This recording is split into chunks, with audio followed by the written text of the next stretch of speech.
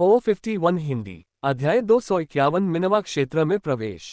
पिछला अध्याय। अगला अध्याय। मैं अपने अपार्टमेंट भवन से बाहर निकला और उस होवरकार पर बैठ गया जिसे मैंने 3 दिन पहले ही बुक कर लिया था, इसलिए समय पर मुझे उस स्थान तक पहुंचने के लिए होवरकार के लिए संघर्ष नहीं करना पड़ा जहां मिनवा रियल्म्स का प्रवेश द्वार है। ये होवरकार विशेष है क्योंकि यह शहर के द्वार के बाहर नहीं रुकेगी बल्कि सीधे मुझे उस स्थान पर ले जाएगी जहां मिनवा क्षेत्र का प्रवेश द्वार है। मिनवा क्षेत्र उन क्षेत्रों में से एक है जो सभी के लिए खुला है, कोई भी इसमें प्रवेश कर सकता है बशर्ते वह 50 मिलियन मूल्य का टिकट खरीद ले। हर बार जब मिनवा क्षेत्र खुलता है तो लाखों लोग इसमें प्रवेश करते हैं। कुछ लोग धन कमाने के लिए जाते हैं, जबकि अन्य लोग साहसिक कार्यों के लिए जाते हैं और मेरे जैसे कुछ लोग प्रशिक्षण के लिए जाते हैं। यह क्षेत्र अत्यंत खतरनाक है क्योंकि इसकी सीमा मास्टर स्टेज है और सबसे महत्वपूर्ण बात यह है कि इसका पूरी तरह से अन्वेषण नहीं किया गया है।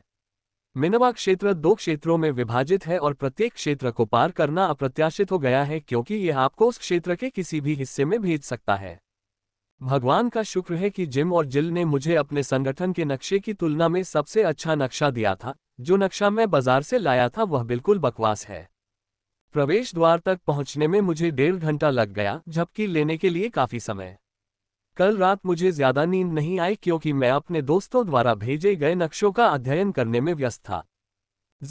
मैं होवरकार की सीट को हिलाकर जाग गया। जम्हाई लेते हुए मैंने अपनी आंखें खोली, लेकिन जब मैंने अपने सामने का दृश्य देखा तो मेरी आंखें खुली की खुली रह गईं। मैं अपने सामने लोगों का समुद्र देख रहा हूं। यहाँ 2 लाख से अधिक लोग होंगे और हजारों लोग मिनट भर में आ रहे हैं। जिम ने जो कहा वह अभी सच लग रहा है। उसने कहा कि करीब 10 लाख लोग मिनवा क्षेत्र में प्रवेश करेंगे। जब उसने ये कहा तो मुझे यकीन नहीं हुआ, लेकिन संख्या देखकर मैं यकीन किए बिना नहीं रह सका। हरी पहाड़ियों में जो अंतरिक्ष क्षेत्र दिखाई दिया उसकी तुलना मिनवा क्षेत्र से नहीं की जा सकती थी, जहां लगभग 8,000 लोग प्रवेश कर चुके थे। मैंने होवरकार से बाहर निकलने से पहले अपने चेहरे पर पूरे सिरेमिक शैली का मुखौटा पहना था। इस बार मैं अकेले ही साहसिक कार्य की योजना बना रहा हूं। कम से कम स्तर ऊपर जाने से पहले मैं किसी के साथ टीम नहीं बनाऊंगा। टीम बनाने से मेरा समय बर्बाद होगा और केवल बाधाएं ही पैदा होंगी। यहाँ बहुत से लोग हो सकते हैं, सब कुछ अच्छी तरह से व्यवस्थित है, किसी भी परेशानी पैदा करने वाले से मिनटों में निपटा जाएगा। मैं स्टैंड संख्या 243 की ओर चलता हूं क्योंकि यहीं पर मुझे इंतजार करना है। जिम ने जो कहा था उसके अनुसार प्रवेश द्वार दोपहर के आसपास खुल जाएगा और वह हमारे लिए क्षेत्र में प्रवेश करने का समय होगा। माहौल पूरी तरह उत्साह से भरा हुआ है। चारों ओर कड़ी सुरक्षा व्यवस्था होने के बावजूद कभी कभी शब्दों की लड़ाई या हाथापाई भी देखने को मिलती है। स्टैंड नंबर 243 पर पहुंचकर मैं किसी भी व्यवधान से दूर कोने में खाली सीट पर चुपचाप बैठ गया। फ्रीवेब and sigma well CM।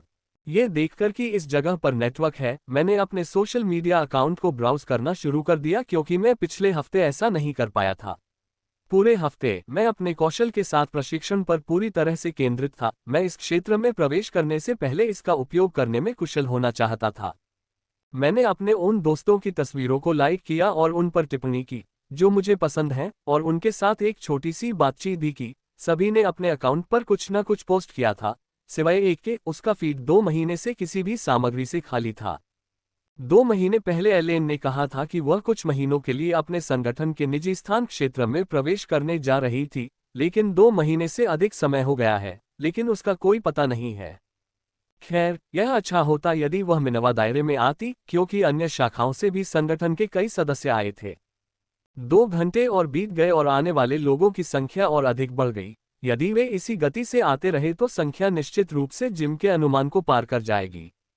League of heroes. इतनी भीड़ का यह एक अप्रत्यक्ष कारण है। लीग ऑफ हीरोज हर 10 साल में आयोजित किया जाता है और यह पूरे गणतंत्र में सबसे ज्यादा देखी जाने वाली प्रतियोगिता है, जिसमें लाखों लोग राजधानी में होने वाली मुख्य प्रतियोगिता के लिए योग्यता प्राप्त करने के लिए अपने शहरों से भाग लेते हैं। लोग लीग ऑफ हीरोज में सिर्फ प्रसिद्धि और यश के लिए ही भाग नहीं लेते, बल्कि वे पुरस्कार के लिए भी भाग लेते हैं। नायकों की लीग में शीर्ष 1000 में आने वालों को भी पुरस्कार के रूप में टोटेम आर्टिफैक्ट मिलता है, जो कि स्टो में 6 दिनों में मैंने जो देखा है उससे 10 गुना बेहतर है। फिर कोई कल्पना कर सकता है कि शीर्ष 500 या 100 में प्रवेश करने के बाद उसे क्या मिलेगा। चैंपियन बनने के बाद तो और भी कम। अब प्रतियोगिता में 3 साल से भी कम का समय बचा है, लेकिन लोगों ने अभी से तैयारियां शुरू कर दी हैं। मेरा सबसे बड़ा सपना लीग ऑफ हीरोज में लड़ना भी है। मंच के उस स्तर पर लड़ना ही वह सब है जिसका मैंने सपना देखा है जब से मैंने प्रतियोगिता का अंतिम मुकाबला देखा था। अधिकाधिक लोग आते रहे और वहां भीड़ बढ़ने लगी। मिनवा क्षेत्र किसी भी क्षण खुल सकता था। 1 घंटा और इंतजार करने के बाद मुझे पता चला कि गेट खुल रहा है। कृपया आदेश का पालन करें। जो लोग इसे तोड़ेंगे या दूसरों के लिए बाधा उत्पन्न करेंगे, उनके साथ बिना किसी दया के निपटा जाएगा। मेरे कानों में एक तेज आवाज गूंजी। आवाज अभी भी सहनीय थी, लेकिन जैसे ही आवाज ने बोलना बंद किया, मुझे अपने शरीर पर घुटन भरा दबाव महसूस हुआ। दबाव 1 सेकंड से भी कम समय तक रहा, लेकिन यह इतना दमघोंटू था कि मेरी सांस कुछ सेकंड के लिए रुक गई। जब मुझे अपनी छाती में घुटन महसूस हुई तो मुझे सांस लेने की याद आई। मुझे लगा कि यह मेरी कल्पना है, लेकिन जब मैंने चारों ओर देखा तो पाया कि मेरे चारों ओर सभी लोग रुक गए थे और केवल तेज सांसों की आवाज सुनाई दे रही थी। लोगों को होश में आने में लगभग 1 मिनट का समय लगा, लेकिन जब वे होश में आए तो उन्होंने जरा सा भी शोर मचाने की हिम्मत नहीं की, खासकर साहसी लोगों ने, क्योंकि वे जानते थे कि अगर इस शक्तिशाली व्यक्ति ने उन्हें मार दिया तो कोई भी उनके निर्णय पर सवाल नहीं उठाएगा। इस तरह के पावरहाउस के सामने वे कुछ भी नहीं है। उसके बाद सब कुछ व्यवस्थित रूप से चला। जैसे ही उनका नंबर पुकारा गया, लोग प्रवेश द्वार की ओर बढ़ने लगे। मैं जहां बैठा हूं वहां से राज्य का द्वार नहीं देख सकता, लेकिन एक बात का मुझे यकीन है कि लोगों के गायब होने की दर से यह बड़ा है। भीड़ आश्चर्यजनक गति से कम होने लगी, लेकिन इसमें अभी भी कुछ समय लगेगा क्योंकि यहाँ लाखों लोग हैं। भनभनाहट। मेरे स्टैंड पर भनभनाहट की आवाज आए और साथ ही हरी रोशनी भी जल उठी, जिसका मतलब था कि अब हमारे जाने का समय हो गया है। मैं और अन्य लोग बड़ी लाइन के पीछे खड़े हो गए और तेजी से राज्य के प्रवेश द्वार की ओर बढ़ गए। कुछ सेकंड बाद मुझे उस क्षेत्र का प्रवेश द्वार दिखाई दिया और जैसा कि मैंने सोचा था, वह बड़ा था। ये लगभग 20 मीटर चौड़ा था और इसमें से 100 से अधिक लोग एक साथ आसानी से गुजर सकते थे। जल्द ही गेट के अंदर प्रवेश करने की मेरी बारी आई। एक गहरी सांस लेते हुए मैंने गेट के अंदर कदम बढ़ाया। जैसे ही मेरी दृष्टि साफ हुई, मैंने अपने आप को जंगल में पाया। मेरे चारों ओर ऊंचे पेड़ थे और बातचीत की धीमी आवाजें आ रही थीं, जिससे मेरा सिर कट सकता था। मेरे चारों ओर की हवा बिना किसी अशुद्धता के ताज़ा लगती है। मुझे ऐसा लगता है जैसे हर सांस के साथ मेरे शरीर के छिद्र खुल रहे हैं और मैं एक पल के लिए जवान हो रहा हूँ। मैं शायद इस क्षेत्र के उच्च मन घनत्व के कारण महसूस कर रहा हूँ, इस वास्तविक का मन घनत्व। मेरे चारों ओर 10 लोग खड़े हैं, जो ये जानने की कोशिश कर रहे हैं कि हम क्षेत्र 1 के किस भाग में हैं। जो लोग क्षेत्र द्वार से गुजरे हैं वे क्षेत्र 1 के विभिन्न भागों में दिखाई देंगे। क्षेत्र 1 मिनवा दायरे के 17 प्रलेखित क्षेत्रों में सबसे छोटा और सबसे सुरक्षित क्षेत्र है। यह क्षेत्र विशेषज्ञ चरण के इवॉल्वर के लिए भी सुरक्षित है, क्योंकि मिनवा दायरा विशेषज्ञ चरण के इवॉल्वर के लिए बेहद खतरनाक माना जाता है। अचानक मुझे महत्वपूर्ण बात याद आ गई और मैंने जल्दी से अपनी होलो वॉच देखी और वहां संदेश देखकर राहत की सांस ली। यह एक स्वचालित संदेश है जो क्षेत्र पार करते ही प्रसारित हो जाएगा। यहाँ तिथि अंकित है और निकास द्वार पुनः खुल जाएगा। 32 दिन। मेरे पास क्षेत्र 1 में वापस लौटने के लिए 32 दिन है, जहां वे फिर से क्षेत्र से बाहर निकलने का रास्ता खोलेंगे। मुझे उम्मीद है कि मेरे लिए स्तर बढ़ाने के लिए 32 दिन पर्याप्त होंगे। इन 32 दिनों में मैं सीमा तोड़ने के दोनों तरीकों की कोशिश करूंगा, या तो चमत्कारिक फल ढूंढूंगा जो मुझे स्तर बढ़ाने में मदद करेगा, या एशलिन के साथ खतरे पर काबू पाकर सीमा को तोड़ूंगा। मानचित्र खोलकर मैंने उस क्षेत्र तक पहुंचना शुरू किया जहां मैं था। कुछ मिनटों तक उन्हें देखने के बाद मुझे काफी हद तक पता चल गया कि मैं कहाँ हूँ और मुझे अपने गंतव्य तक पहुँचने में कितना समय लगेगा। दोस्त, क्या तुम्हें हमारे साथ टीम बनाने में कोई आपत्ति है? अगर हम टीम बना ले तो ये काफी सुरक्षित रहेगा, तुम क्या कहते हो? एक लड़के ने पूछा। ऐसा लग रहा था जैसे उसने अपने चारों ओर पहले से ही एक छोटा समूह बना लिया है और उसके साथ मिलकर काम करने की कोशिश कर रहा है। वह काफी गंभीर लग रहा था और कॉर्पोरल ग्रेड की अपनी शक्ति के साथ, जो यहाँ सबसे अधिक है, वह काफी प्रभाव भी रखता है। मैंने उसके प्रस्ताव पर सिर हिलाया और वहां से चला गया। बेवकूफ। मैं सुन सकता था कि उसके आसपास के लोग मुझे बेवकूफ कहकर कोस रहे थे।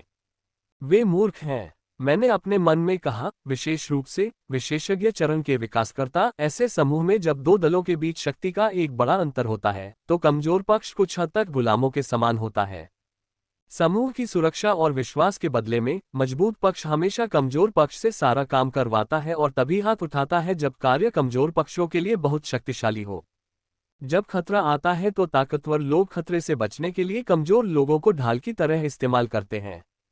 मैंने ऐसा कई बार होते देखा है। कभी कभी जब मेरा मूड होता है तो मैं उन्हें बचा लेता हूं, लेकिन कभी कभी मैं उन्हें उनकी मूर्खता के कारण मरने देता हूं। मिनवा क्षेत्र बहुत खतरनाक है और केवल उन लोगों को ही आना चाहिए जिनके पास कॉर्पोरल स्टेज इवॉल्वर की शक्ति है।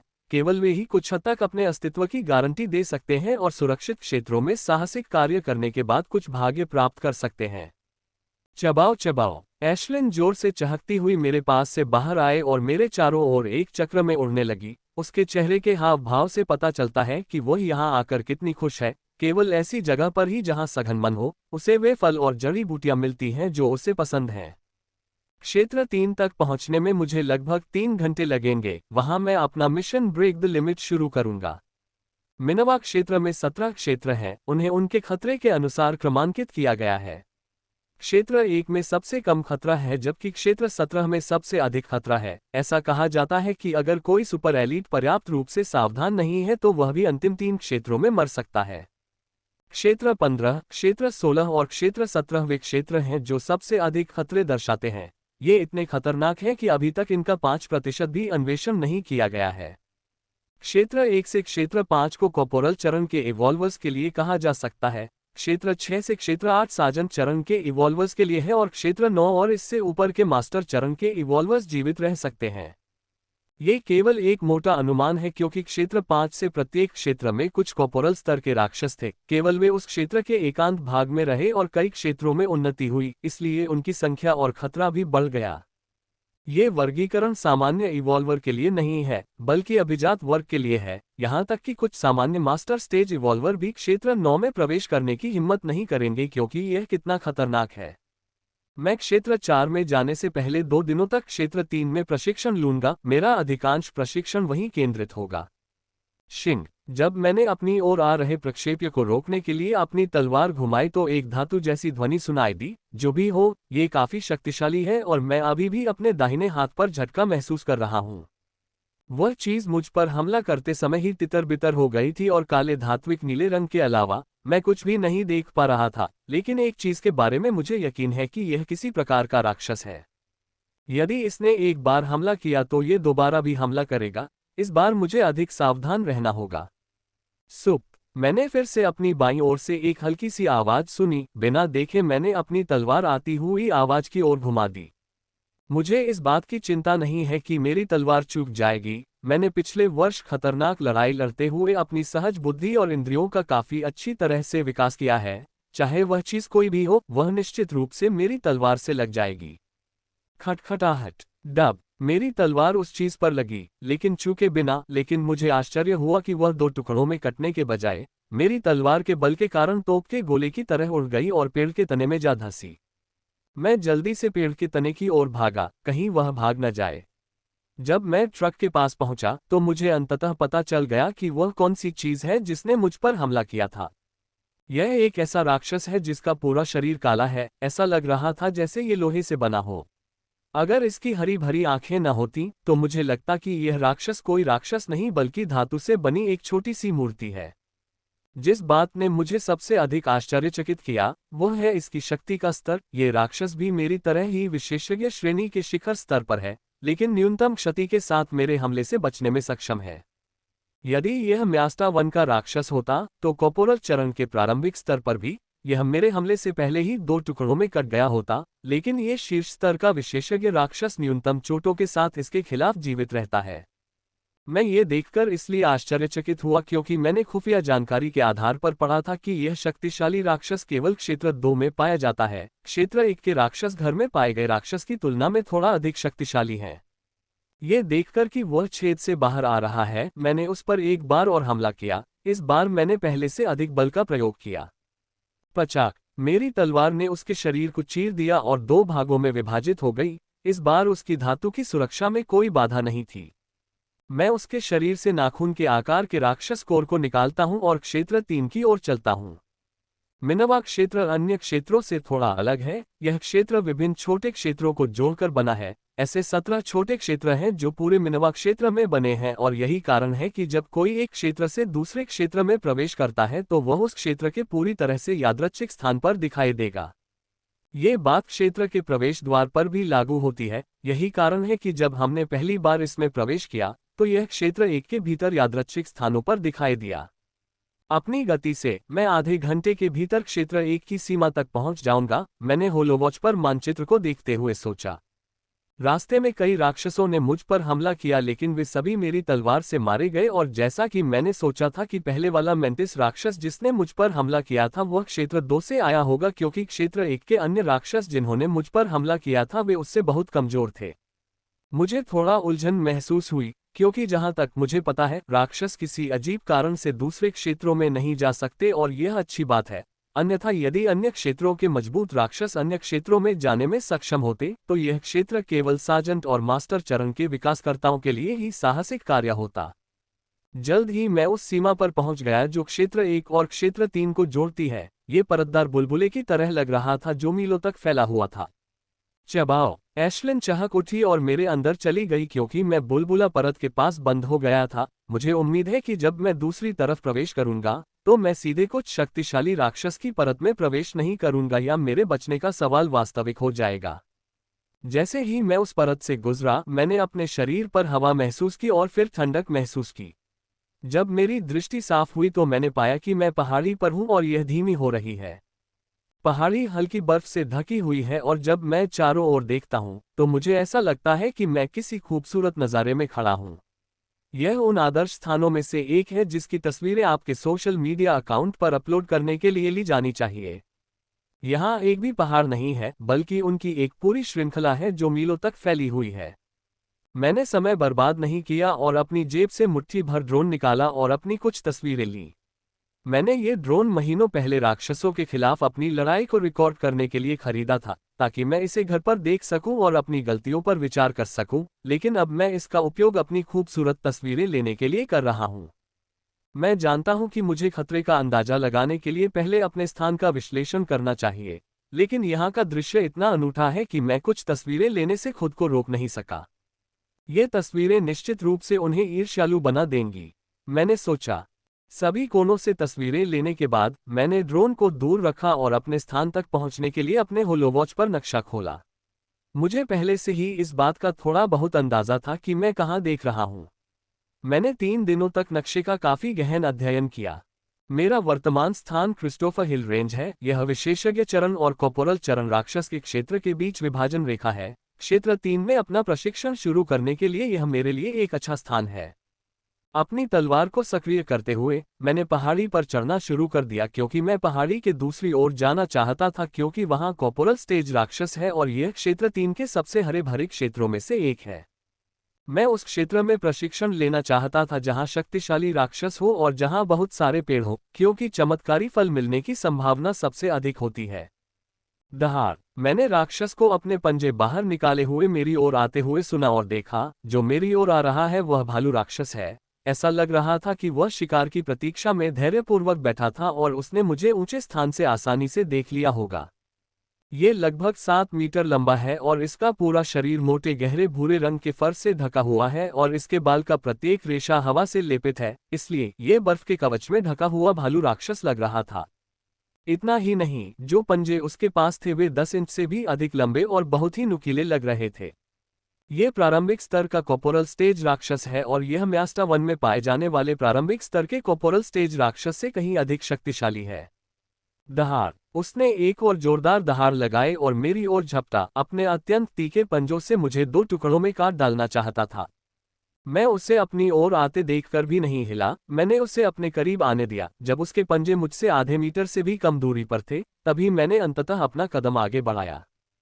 फुरफुर, धप, मैंने अपने पैरों के पीछे 2 छोटे जेट सक्रिय किए और उसके पंजों से 2 कदम दूर चला गया। मेरी गति इतनी तेज थी कि भालू राक्षस के चेहरे पर भी स्पष्ट भ्रम दिखाई दिया। उसका चेहरा क्रोध में लौटने से पहले भ्रम में बहुत प्यारा लग रहा था। मैंने भालू राक्षस को कोई मौका देने की योजना नहीं बनाई थी। यही कारण है कि जैसे ही वह जमीन पर उतरा, मेरे हाथ के पीछे एक छोटी आग की धारा प्रज्वलित हुई, जिससे मेरी तलवार की गति कई गुना बढ़ गई और वह राक्षसों की कमर की ओर तेजी से चिपक गई, इससे पहले कि वह प्रतिक्रिया कर सके। कच्चा, बर्फ टूटने की आवाज सुनाई दी जब मेरी तलवार उसके बर्फ के कवच को भेदते हुए उसकी त्वचा पर एक बड़ा घाव कर गई। दहाड़, चोट लगने के बाद वह जोर से दहाड़ा और गुस्से से मेरी ओर आया, लेकिन मैंने आसानी से उसके हमले को चकमा दे दिया और मेरे पैरों के पीछे छोटे छोटे अग्नि जेट सक्रिय कर दिए। यदि 14 महीने पहले मुझे ये भालू राक्षस मिला होता तो मेरे पास कोई मौका नहीं होता, लेकिन इस राक्षस के शरीर को भेदने का कौशल होने के बावजूद मैं भाग जाता। अगर मुझे तुलना करनी हो तो इस भालू की लड़ने की शक्ति 14 महीने पहले स्पेशलिस्ट स्टेज वेस्टब्लिथ सिटी प्रतियोगिता के विजेता हरमन के बराबर है। यदि यह जटिल है तो सरल शब्दों में कहें तो ये राक्षस भालू इतना शक्तिशाली है कि वह अपने घर में मध्य स्तरीय सार्जेंट अवस्था वाले राक्षस से मुकाबला कर सकता है। यहाँ तक कि उसे इस भालू राक्षस को हराने के लिए अपने सभी ट्रम्प कार्ड और काफी समय का विस्तार करना पड़ा। ये भालू राक्षस इतना शक्तिशाली है, लेकिन अब मैं बिना किसी पसीना बहाए आसानी से इससे लड़ रहा हूँ। कचा कचा कचच, एक के बाद एक वार मैं उसके पूरे शरीर पर वार करता रहा। उसने दोस्ताना तरीके से मेरी तलवार से बचाव करने की कोशिश की, लेकिन वह ऐसा नहीं कर सका। केवल 3 मिनट में मैंने उसके शरीर पर सैकड़ों घाव कर दिए। यदि वह कोई सामान्य राक्षस होता तो खून की कमी के कारण उसकी गति धीमी हो जाती, लेकिन इस राक्षस भालू में अप्रत्याशित रूप से बहुत अधिक जीवन शक्ति है जो उसे अपनी चोटों को तेजी से ठीक करने में मदद कर रही है। जब मैं इससे लड़ रहा था तो अचानक मुझे अपने से थोड़ी दूरी पर कुछ दिखाई दिया, लेकिन मैंने इसे नजरअंदाज करने का निर्णय लिया और इससे लड़ता रहा। freewebnovel.com। ये देखते हुए कि इस गति से मुझे ये लड़ाई खत्म करने में बहुत समय लगेगा, मैंने अपनी शक्ति एक बढ़ाने का निर्णय लिया। फर मेरे पीछे 2 छोटे जेट प्रज्वलित हुए। मेरा हाथ जो पहले सामान्य रूप से दिखाई दे रहा था वह धुंधला हो गया था और मेरे वार की शक्ति भी दोगुनी हो गई थी। पिछले वर्ष मैंने अपनी इस क्षमता को निखारने के लिए बहुत मेहनत की और अब प्रत्येक छोटा जेट शक्ति से भरा हुआ है और अतिरिक्त जेट को प्रज्वलित करने से मेरी गति और शक्ति दोगुनी हो जाती है। वर्तमान में मैं अपने शरीर की सीमाओं के कारण अपने प्रत्येक हाथ और पैर के पीछे अधिकतम 3 जेट ही प्रज्वलित कर सकता हूं। जिस दिन मेरा शरीर मजबूत हो गया, मेरी शक्ति कल्पना से परे खट्टी हो जाएगी, क्योंकि उस समय मैं अपनी क्षमता से बने इस हथकंडे का उपयोग इसकी सीमा तक कर पाऊंगा। स्पर्ट स्पर्ट स्पर्ट, रोर।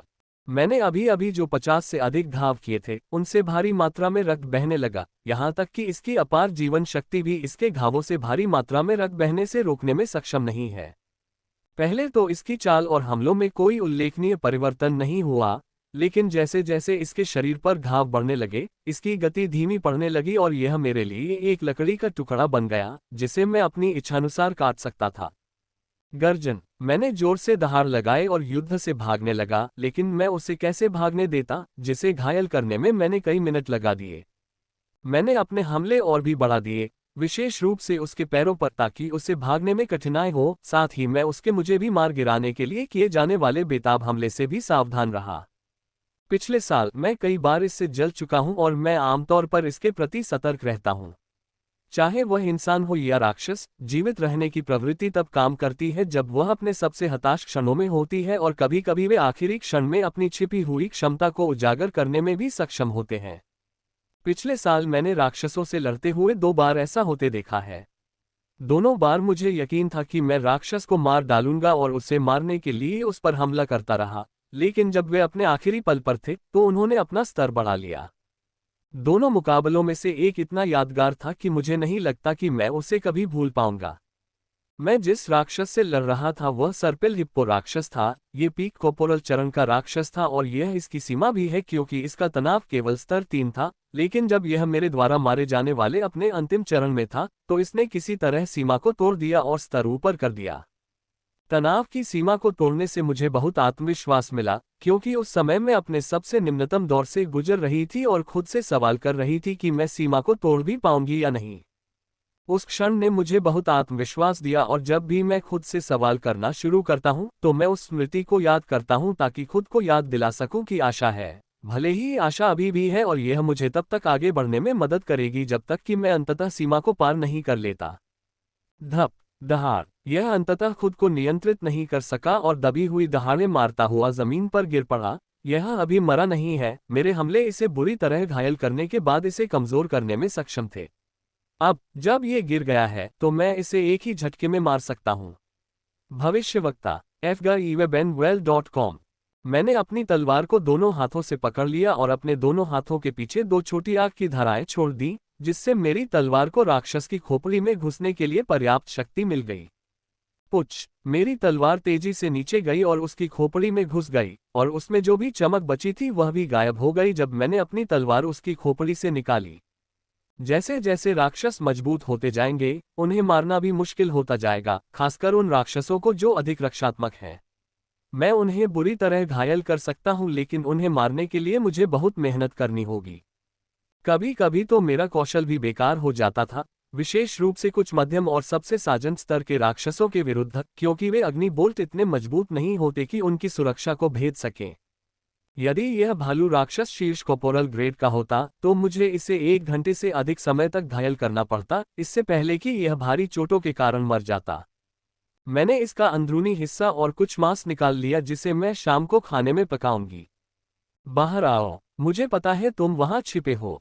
मैंने जोर से चिल्लाया। इससे पहले जब मैं राक्षस से लड़ रहा था तो मैंने अपनी पीठ पर एक अप्रिय नज़र महसूस की, जिससे मैं अत्यधिक सतर्क हो गया और मैंने राक्षस के साथ लड़ाई को जल्दी से समाप्त करने का फैसला किया। मेरी आवाज खाली गई क्योंकि कोई भी बाहर नहीं आया। अन्य लोग सोचेंगे कि मैंने गलत अनुमान लगाया है क्योंकि बर्फ के अलावा वहां और कुछ नहीं है, लेकिन मुझे यकीन है कि वहां कुछ लोग छिपे हुए हैं। बहुत खतरनाक राक्षस से लड़ते हुए मैंने खतरे के प्रति बहुत गहरी समझ विकसित कर ली है, और जब कोई मुझे थोड़ी दूरी से देख रहा होता है तो मैं उसे भांप लेता हूं। चूंकि तुम बाहर नहीं आ रही हो तो मैं यही कर सकता हूं, मैंने कहा, और मेरी हथेली के चारों ओर आग घूमने लगी और अगले ही पल मेरी हथेली में एक चांदी का आग का गोला बन गया। दोस्त, गुस्सा होने की कोई जरूरत नहीं है, एक लड़के ने कहा जब अचानक 3 लोग बर्फ से बाहर निकले। उनका नेता एक पतला लड़का लग रहा था जिसने हल्के नारंगी रंग का ट्रेनिंग सूट पहना हुआ था। तीनों लोगों में से उसका चरण सबसे ऊंचा है क्योंकि वह कॉर्पोरल चरण के मध्य स्तर पर है, जबकि अन्य 2 कॉर्पोरल चरण के प्रारंभिक स्तर पर हैं। हम वहां उस राक्षस से बचने के लिए छिपे हुए थे जिससे तुमने अभी अभी लड़ाई की थी, उसने मेरी ओर बढ़ते हुए कहा। वे तीनों एक दूसरे को जानते नहीं थे क्योंकि उन्होंने अपने बीच बहुत कम दूरी बनाए रखी थी, और मैंने ये भी देखा कि उनके अभ्यास सूट पर किसी भी प्रकार का लोगो नहीं था, जिसका अर्थ था कि वे स्वतंत्र साहसी हैं, संगठन के सदस्य नहीं। तो फिर मेरे बुलाने के बाद भी तुम क्यों छुप रहे हो? मैंने पूछा। मेरा सवाल सुनकर उनके चेहरों पर गुस्से का भाव आया, लेकिन उन्होंने जल्दी से उसे छिपा लिया। मेरे प्रश्न से उन्हें बहुत गुस्सा आया होगा क्योंकि हम दोनों के बीच मंच का अंतर है, लेकिन इसके बावजूद भी उन्हें अपना गुस्सा निगलना पड़ा क्योंकि वे मुझसे मुकाबला नहीं कर सकते थे, अन्यथा उन्हें उस राक्षस से छिपना पड़ता जिसे मैंने अभी अभी मारा था। हम गलत अभिव्यक्ति नहीं देना चाहते थे, उन्होंने कहा, लेकिन जब उन्होंने मेरे चेहरे पर तनाव देखा तो उन्होंने खुद को समझाने का फैसला किया।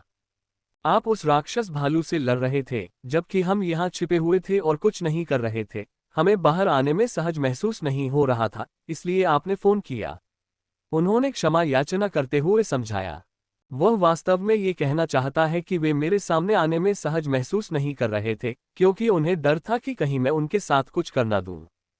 अंतरिक्ष क्षेत्र डाकूगिरी स्थापित करने के लिए सबसे अच्छा क्षेत्र है। कई लोग यहाँ केवल लोगों को लूटने के उद्देश्य से आते हैं। दूसरों के धन को लूटना स्वयं को खोजने की तुलना में बहुत आसान है। इस तरह से वे न केवल दूसरों के धन को लूट सकते हैं, बल्कि वे उनके द्वारा पहने गए कलाकृति को भी लूट सकते हैं, जो कि बहुत मूल्यवान है यदि वे नाइट ग्रेड के हैं। कुछ क्रूर डाकू लोगों को लूटने के बाद उनकी हत्या भी कर देते हैं। जब भी कोई सार्वजनिक स्थान खुला होता है तो इन डाकुओं के हाथों कई लोग मारे जाते हैं, इसलिए इन 3 लोगों का मेरे बारे में डरना स्वाभाविक है। मैंने उनसे कुछ और प्रश्न पूछे और मुझे वह उत्तर मिला जिसकी मुझे उम्मीद थी। ये तीनों लोग मेरी तरह पहाड़ी पर पहुंच गए।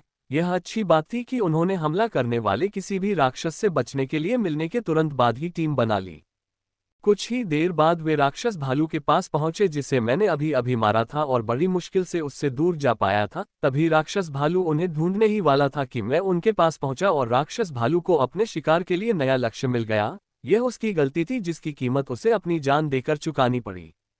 मेरे प्रश्नों के उत्तर देने के बाद मैंने उन्हें जाने दिया क्योंकि मुझे भी शिविर लगाने के लिए उचित स्थान ढूंढने में जल्दी करनी थी, क्योंकि शाम होने को थी और मौसम ने भी थोड़ा बहुत करवट लेना शुरू कर दिया था। भारी बर्फबारी की संभावना थी। सौभाग्य से हमें देर नहीं हुई है, मैंने जोर से कहा। तभी एशलिन ने अपनी आग से बर्फ को जल्दी से पिघला दिया और मैंने तंबू चालू कर दिया। चबाओ चबाओ, एशलिन ने भी चाहते हुए कहा। जैसा कि मुझे पहले ही डर था, मौसम और भी खराब हो गया था। जो हल्की बर्फबारी हुआ करती थी वह भारी बर्फबारी में बदल गई थी, जहां 1 मीटर दूर तक देखना भी असंभव हो गया था।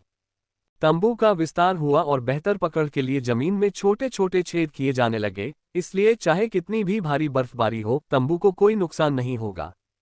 कुछ ही सेकंड में शिविर पूरी तरह से तैयार हो गया और मैं अंदर दाखिल हुआ। मेरा यह नया तंबू 1 साल पहले वाले तंबू जैसा बिल्कुल नहीं था। इस तंबू को एक मिनी केबिन माना जा सकता था।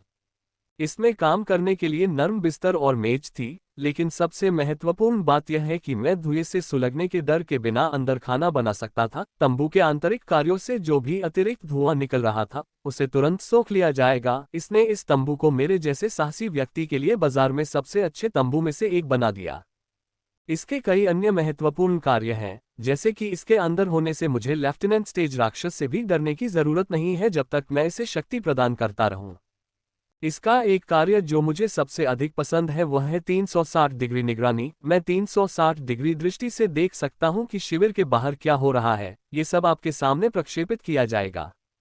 ट्रेनिंग सूट से सामान्य कपड़े बदलने के बाद मैंने रात के खाने की तैयारी शुरू कर दी। मैं भालू राक्षस के मांस का व्यंजन बनाने जा रहा हूं जिसे मैंने पहले मारा था। अच्छे स्वाद के लिए सबसे अच्छा है कि आप ताजी सामग्री का उपयोग करें। मांस निकालने के बाद मैंने अपने भंडारण से खाना पकाने के उपकरण और सामग्री को निकालना शुरू कर दिया। एशलिन और मुझे दोनों को खाना बहुत पसंद है, इसलिए मैं इस क्षेत्र में साहसिक कार्य के लिए सबसे अच्छी सामग्री लेकर आया था, जो 2 लोगों के लिए भी पर्याप्त होगी। मैंने रात का खाना बनाना शुरू किया और 1 घंटे बाद ही पूरे टेंट में एक अद्भुत खुशबू फैल गई। खाने की महक से ही मेरे मुंह में पानी आ गया। मैं सोच रहा था कि इसका स्वाद कैसा होगा। मैंने अपने और एशलिन के लिए दोनों पे परोसे और कैंप के कैमरे चालू कर दिए, ताकि मैं बाहर का दृश्य देखते हुए खा सकूं। बाहर का प्रक्षेपण मेरे सामने 360 डिग्री में प्रक्षेपित हुआ। मैं बाहर बर्फबारी देख सकता था। ये बदतर हो गया था, यहाँ तक कि सामने का दृश्य भी देखना अभी असंभव हो गया था। मुझे उम्मीद है कि वे 3 लोग सुरक्षित हैं। जब तक उनके पास एक अच्छा तंबू है वे ठीक रहेंगे, और उन तीनों को कॉर्पोरल स्टेज पर देखकर वे तब तक ठीक रहेंगे जब तक वे किसी खतरनाक राक्षस से नहीं मिलते जो आज रात के लिए उनका भोजन चाहता था। रात का खाना बहुत बढ़िया था। यह मेरी अपेक्षा से ज्यादा स्वादिष्ट था। हमने 15 मिनट में ही अपनी प्लेटें खाली कर ली। हमारा पेट फूल गया था। प्लेटें साफ करने और कल के लिए बचा हुआ खाना पैक करने के बाद मैंने रात के खाने के बाद की वह कसरत शुरू की, जो मैंने कुछ महीने पहले रात के खाने के बाद शुरू की थी। यह मेरी लड़ाकू शैली का व्यायाम है। यह अभी भी बहुत थका देने वाला व्यायाम है। सर्वोच्च लड़ाकू व्यायाम की 8 मुहरें बनाने के बावजूद मुझे इसे करने में बहुत थकान महसूस हुई, लेकिन इससे मुझे बहुत मदद मिली। ये भोजन को जल्दी पचाने में मदद करता है, लेकिन सबसे महत्वपूर्ण बात यह है कि यह मेरी मांसपेशियों को मुक्त करने और मेरे शरीर को टोन रखने में भी मदद करता है, जो अप्रत्यक्ष रूप से मुझे मुकाबले में मदद करता है। मैं यह व्यायाम प्रतिदिन रात्रि भोजन के बाद करता हूँ, सिवाय उस समय के जब मैं आराम कर रहा होता हूँ, क्योंकि उस समय मैं प्रशिक्षण के बारे में सोचता भी नहीं हूँ।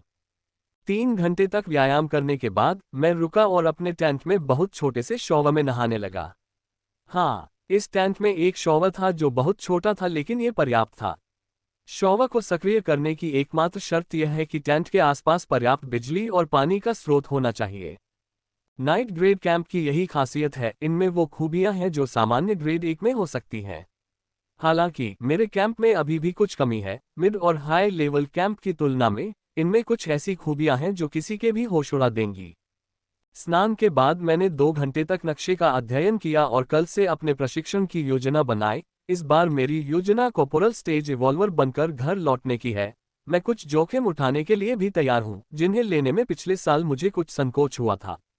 मैं अपने प्रशिक्षण की योजना बनाते बनाते सो गया और जब अगले दिन उठा तो बर्फबारी रुक गई थी, लेकिन मेरा तंबू बर्फ के ढेर में दबा हुआ था। मैं ये देखकर चिंतित नहीं हूं कि मेरा तंबू बर्फ के ढेर में दबा हुआ है। यदि यह मेरा पुराना तंबू होता तो मुझे बाहर निकलने के लिए थोड़ी मेहनत करनी पड़ती, लेकिन इस तंबू के साथ ये सब एक बटन की दूरी पर है। बर्फ में दबे अपने तंबू की परवाह किए बिना मैंने खुद को तरोताजा किया और अच्छी तरह स्नान किया। फिर कल के बचे हुए भोजन को गर्म करना शुरू किया। चबाओ चबाओ। एशलिन भी भोजन की गंध से जाग गई और भीतरी बर्तन के सामने प्रतीक्षा करने के लिए खड़ी हो गई।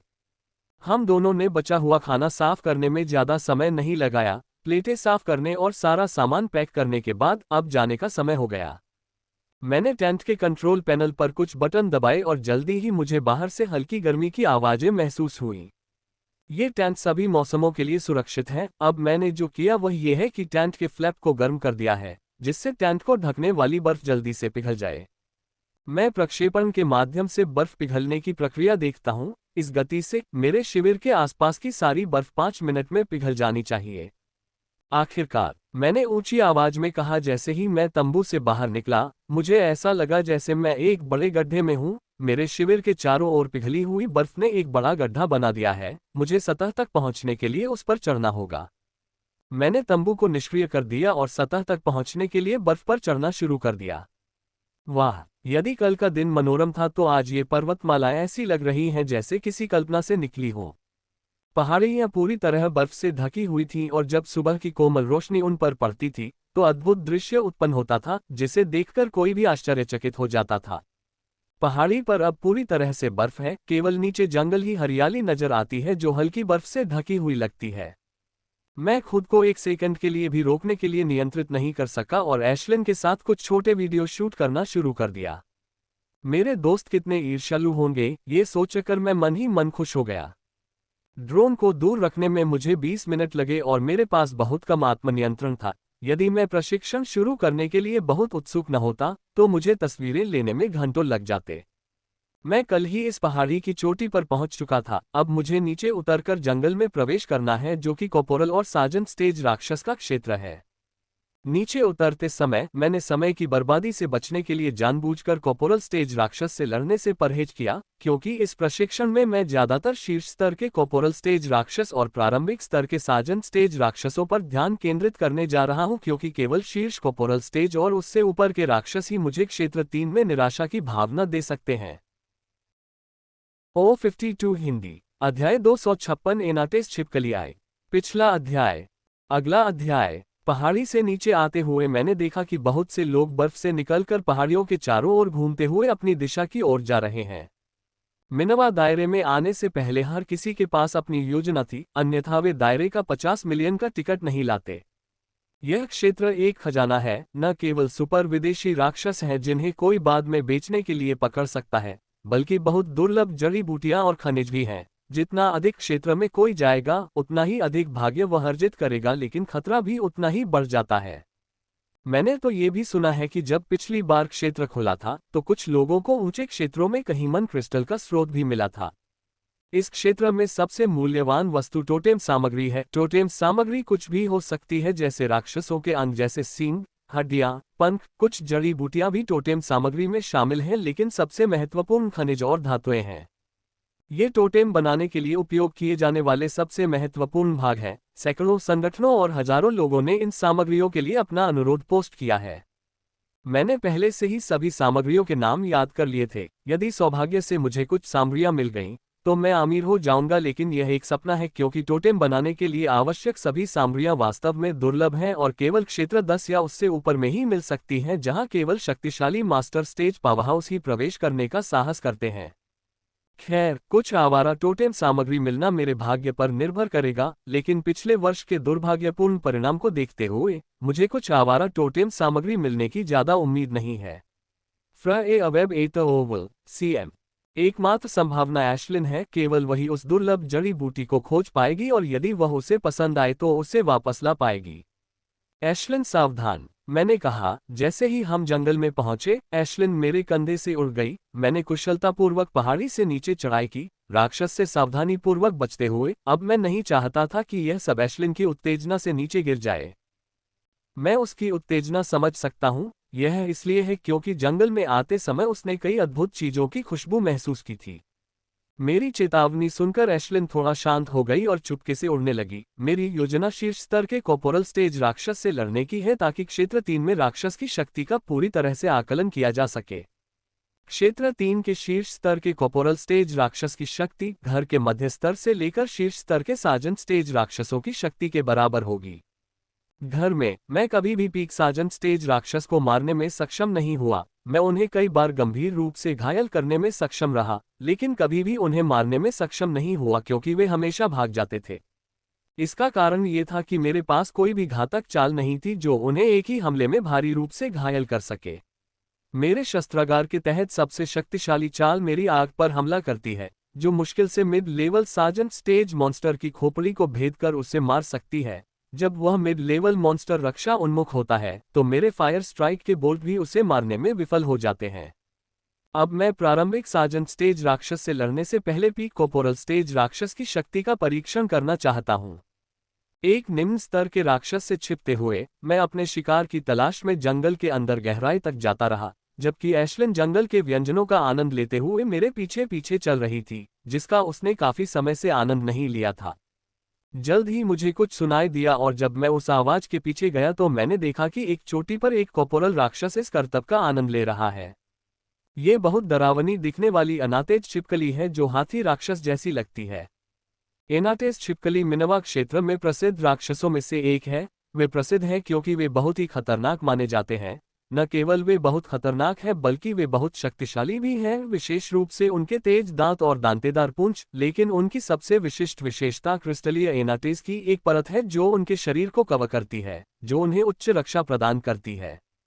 लड़ो या मत लड़ो, मैं खुद से सवाल करता हूं, अगर यह कोई और शीर्ष कॉर्पोरल स्तर का राक्षस होता तो मैं ये सवाल खुद से नहीं पूछता, बल्कि मेरे सामने मौजूद राक्षस कुख्यात अनातसे छिपकली से पूछता। भाड़ में जाए, मैंने सोचा और इससे लड़ने का फैसला किया। मैं इस क्षेत्र में शक्तिशाली राक्षस को चुनौती देने और सीमा तोड़ने के लिए क्यों आया हूं, है ना? फिर मैं इस कमबख्त अनातसे छिपकली से लड़ने के बारे में इतना क्यों सोच रहा हूं? यह इस क्षेत्र में अपने स्तर के अन्य राक्षसों की तुलना में थोड़ा अधिक शक्तिशाली हो सकता है, लेकिन इससे इसकी लड़ाई का मजा और भी अधिक बढ़ जाता है। तैयार हो जाओ एशलिन, मैंने ऊंची आवाज में कहा ताकि अनातसे छिपकली सुन सके। मैं उसे खाना खत्म करने के लिए समय का इंतजार करती, लेकिन मैं उसे भोजन के दौरान व्यवधान डालने के लिए क्रोधित करना चाहती थी ताकि वह शुरू से ही मुझ पर पूरी ताकत से हमला कर सके। गैरी, वह चिल्लाया और तेजी से मेरी ओर दौड़ा। उसकी क्रूर आंखों में क्रोध देखा जा सकता था। मैं कल्पना कर सकता हूं कि अगर मैं उन क्रूर दांतों के बीच फंस गया तो मेरी क्या हालत होगी। यह एनाटेज छिपकली बहुत छोटी होती है लेकिन फिर भी 6 मीटर लंबी होती है। जब वे मेटल अवस्था में पूरी तरह से परिपक्व हो जाती हैं तो उनकी लंबाई 16 मीटर तक पहुंच जाती है। मैं अपनी जगह पर खड़ा रहा और उसे अपनी ओर आते देखकर भी नहीं हिला, और तभी आगे बढ़ा जब उसका मुंह लगभग 1 मीटर दूर था। जब वह मेरे शरीर को काटने के लिए मेरी ओर आया तो उसके मुंह से हवा में फाफफ की आवाज निकली, लेकिन उसे खाली हवा ही मिली क्योंकि मैं पहले ही उसकी पीठ की ओर कूद चुका था। जैसे ही मैंने छलांग लगाई, मैंने देखा कि वह खाली हवा को चबाने में व्यस्त है। मैंने अपने शरीर की पूरी ताकत का उपयोग करते हुए उसकी पीठ पर तलवार घुमाई। खटखटाहट, मेरी तलवार उसकी पीठ पर स्थित एनाटेज शिल्कों से टकराई, जिससे कई चिंगारियां निकली। लेकिन जब मैंने परिणाम देखा तो मैं दंग रह गया, क्योंकि उसकी पीठ पर केवल एक छोटी सी खरोंच थी। उसके क्रिस्टलीय रक्षा कवच पर एक भी दरार नहीं आई थी। यह एक कॉर्पोरल स्टेज राक्षस के लिए वास्तव में एक अजीब बचाव है। अभी मैंने जो प्रयोग किया है वह मेरे शरीर की पूरी ताकत है, जिसमें सर्वोच्च युद्ध अभ्यास की 8 मुहरों की शक्ति थी। यदि यह म्यास्टा 1 से सामान्य शिखर कॉर्पोरल चरण राक्षस होता तो यदि मरा नहीं होता तो ये गंभीर रूप से घायल हो गया होता, लेकिन इस राक्षस को इसके क्रिस्टलीय दृश्य पर सिर्फ एक खरोंच मिली है। गैरी, अपनी पीठ पर प्रहार महसूस करते हुए वह जोर से चिल्लाया और उसके क्रोध ने मेरी ओर अपनी भारी भरकम नुकीली पूंछ को झटका, जिसका मैं इंतजार कर रहा था। फुरफू, मैंने अपने पैरों के नीचे 2 छोटी आग जलाई और रॉकेट जंप किया। मैंने इसे रॉकेट जंप इसलिए कहा क्योंकि मेरे जूतों के नीचे आग की धाराएं थीं, जिससे अन्ना ने तेजी से छलांग लगाई जो कि एक झटके की तरह महसूस होती है। फर फर फर फर फर फर छलांग लगाते समय मैंने सीधे अपनी भुजाओं के पीछे तीन छोटे जेट प्रज्वलित किए और उसकी पूंछ पर हमला किया। कल जब मैं राक्षस भालू से लड़ रहा था, मैंने एकल हाथ के तहत केवल 2 जेट प्रज्वलित किए थे, लेकिन इस बार मैं 3 सक्रिय कर रहा हूं, जो कि वर्तमान स्थिति में मेरे शरीर की सीमा है। कालांग, मेरी आवाज से बहुत तेज आवाज हुई क्योंकि उसने अपनी पूंछ को काट दिया था, लेकिन जब मैंने परिणाम देखा तो मैं इस दुष्ट अनातेज छिपकली के पूर्वज को जोर से कोसना चाहता था। ऐसा लगता है कि अब मेरे पास इस दुष्ट सरीसृप के विरुद्ध अपनी पूरी शक्ति लगाने के अलावा कोई विकल्प नहीं था। मेरे पास अभी अपनी पूरी शक्ति का उपयोग करने के अलावा कोई विकल्प नहीं है, क्योंकि मेरे पिछले हमले से उसकी पूंछ पर केवल रक्त की एक ही रेखा खींची जा सकी थी और वह रक्त की रेखा भी गहरी नहीं है, उसमें से केवल कुछ बूंदें ही निकल रही हैं। गर्र फर फर फर फर फर फर। उसने मुझ पर फिर से क्रोध के साथ हमला किया। ये देखकर कि मैंने उस पर हमला किया, लेकिन मैंने आसानी से अपने पैरों के पीछे 3 जेट प्रज्वलित करके उसके मुंह को चकमा दिया। कॉर्पोरल स्टेज इवॉल्वर्स के लिए मेरा तत्काल क्षण धुंधला सा लगता है, क्योंकि इसकी गति अब निम्न स्तरीय नाइट ग्रेड कौशलों में से एक सर्वश्रेष्ठ गति प्रकार के कौशल के बराबर है। मैंने स्पीड टाइप स्किल इसलिए लाई क्योंकि ये जेट केवल गति प्रदान करते हैं जो लड़ाई में उपयोगी है, लेकिन जब चलने का समय होता है तो वे सहायक नहीं होते, क्योंकि वे निरंतर एक जैसी गति नहीं दे सकते। केवल स्पीड टाइप स्किल ही ऐसा कर सकती थी, लेकिन ज्यादा समय तक नहीं, क्योंकि मैंने जल्दी ही उस कमजोरी को सुधारने की योजना बनाई थी। ग्रर, ये जोर से चिल्लाया और फिर से मेरे पास आया। ये राक्षस गति को छोड़कर हर पहलू में बहुत शक्तिशाली है। अगर इसमें गति भी होती तो इस राक्षस के पास बिना किसी डर के मजबूत प्रारंभिक साजन चरण राक्षस को मारने के लिए पर्याप्त शक्ति होती। मेरे शरीर से हल्का हरा धुआं निकलने लगा और मुझे अपने शरीर में अद्भुत शक्ति फैलती हुई महसूस हुई, क्योंकि 8 मुहरें मेरे शरीर में जीवन शक्ति छोड़ रही थी, जो मेरे शरीर में फैल रही थी। जितनी अधिक जीवन शक्ति वे मोहरें छोड़ती, मेरी शक्ति उतनी ही अधिक बढ़ती जाती। यह मेरा शक्ति प्रकार कौशल बारबेरियन शैडो है। ये वह कौशल है जो मुझे मेरे प्रशिक्षण केंद्र से मिला है। ये शरीर की ताकत बढ़ाने के लिए मन और जीवन शक्ति दोनों का एक साथ उपयोग करता है। इस कौशल के बारे में सबसे हास्यास्पद बात यह है कि इस कौशल को शक्ति प्रकार के कौशलों में सबसे अद्भुत सुदृढ़ीकरण प्रकार का कौशल कहा जा सकता है, लेकिन शायद ही कोई इसकी क्षमता को सामने ला पाया हो।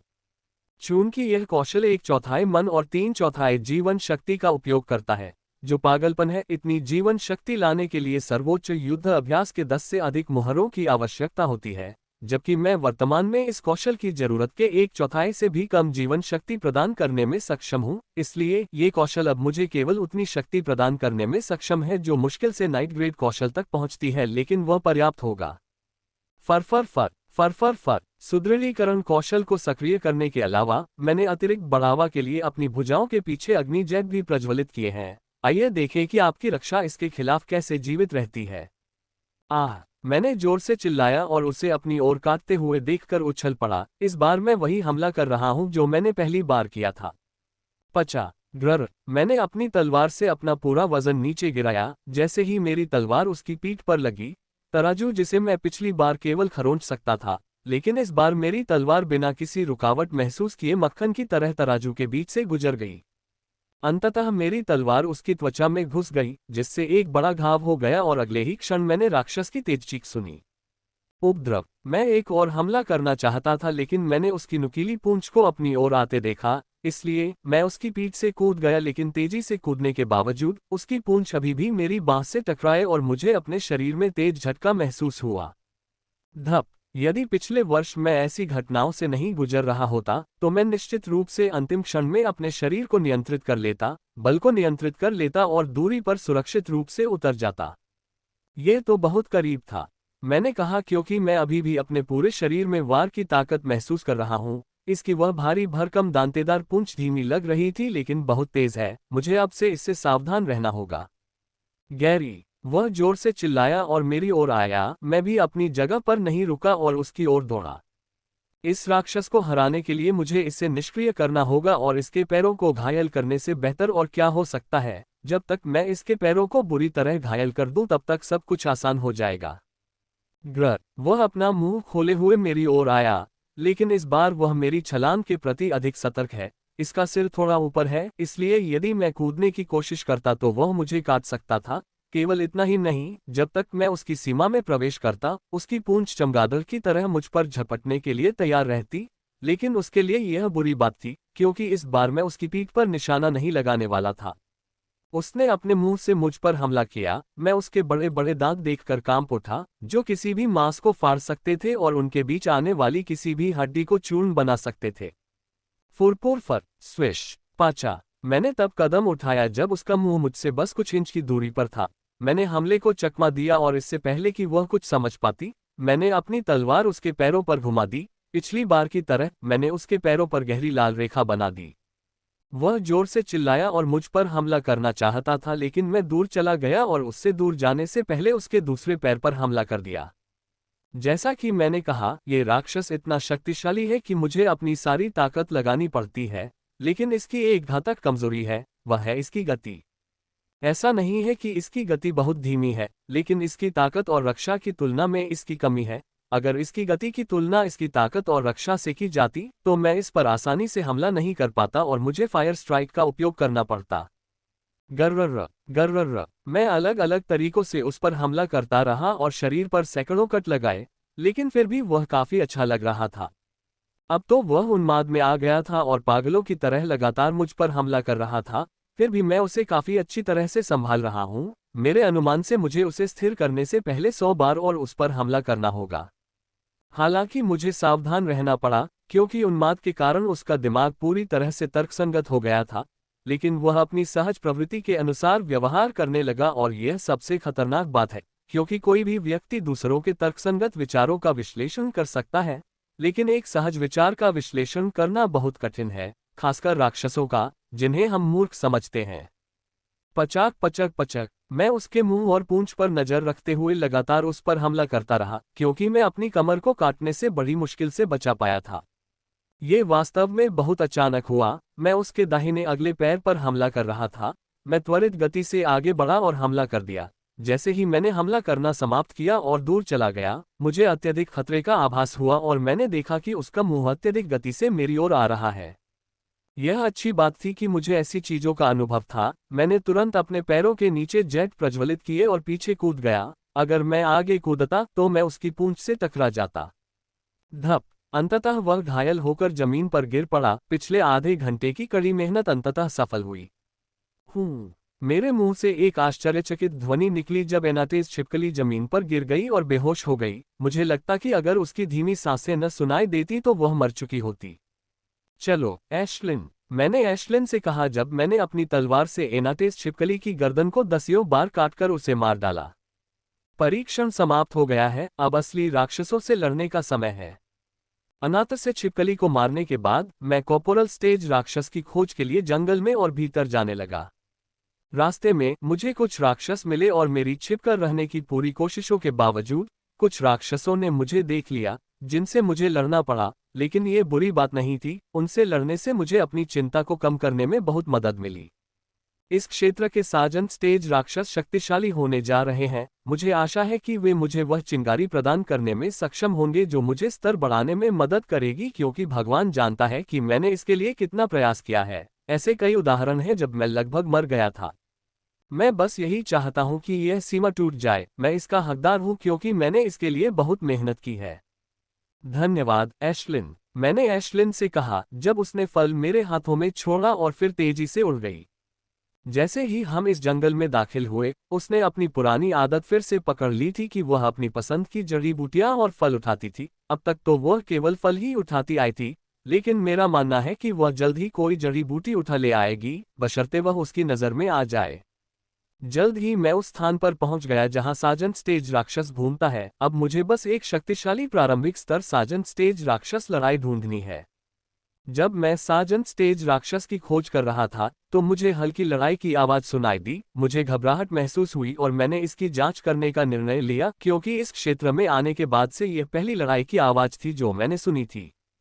मैं चुपके से आवाज की ओर चलने लगा, लेकिन जब मैं काफी करीब पहुंचा और देखा कि क्या हो रहा है तो मैं थोड़ा चौंक गया। freewebandsigmawell.com। वहां पीक कॉर्पोरल स्टेज की लड़की पीक साजन स्टेज राक्षस से लड़ रही थी और लड़ाई चल रही थी।